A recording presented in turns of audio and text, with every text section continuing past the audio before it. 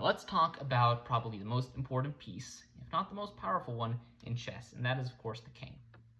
The king is the most important piece in chess, because if your king dies, you lose the game.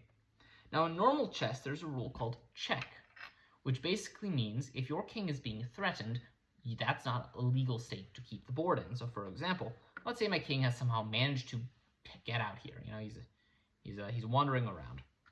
Now let's say checkers does that. They move a piece like that. They're now threatening to jump the king, right? By just normal checkers rules. Well, in chess, you would not be allowed to leave this situation. I would have to move the king. My king's in check. Checkers player has to say, check, I'm attacking your king, and the chess player must respond per the rules. In checkers, there is no check, meaning chess could choose to just do this if they wanted to.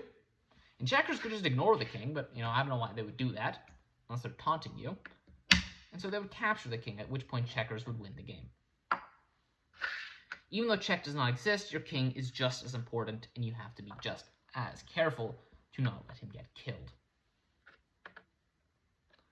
Alright, now, something else that you're going to notice from this removal of check is the king's relationship with the rook.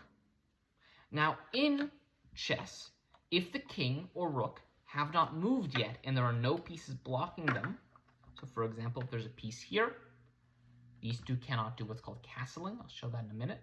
And if there's a piece here, these two cannot either. If either the king or the rook has moved at any point in the game, even if it was something like this, the rook moves like this, now the rook comes back, same position, it still is moved, castle is illegal between these two pieces. These two can still do it. If at any point the king moves, then no castle is allowed at all. Now in chess, you can't castle through check, which means, let's say there's a piece here, this piece is threatening this square and this square, meaning if they do castling, and castling is a maneuver like this, the king would have moved through the zone of control of this piece, even though he's safe right now. Since there is no check in Chessckers, castling through check is completely void, meaning that is a legal move. Now, this piece could still capture this rook, so I'm not sure it's the best move, but it's completely legal. What a castle is it involves the king moving 2 squares towards the rook and the rook coming around the other side. So the king goes 1, 2, the rook goes here. That's the castle. And on the other side, the king goes 1, 2. Notice he does not reach the rook, and the rook goes here.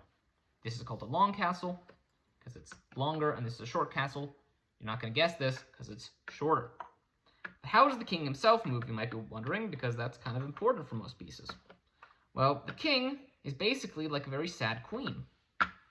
The queen can move orthogonally or diagonally in any direction. The king can do the exact same thing, but only 1 square. So the king can go boom, boom, boom. And unlike the queen, king can't do something like this. He can only move 1 square, whereas the queen can go as far as she wants. That's chess. We will now be discussing checkers.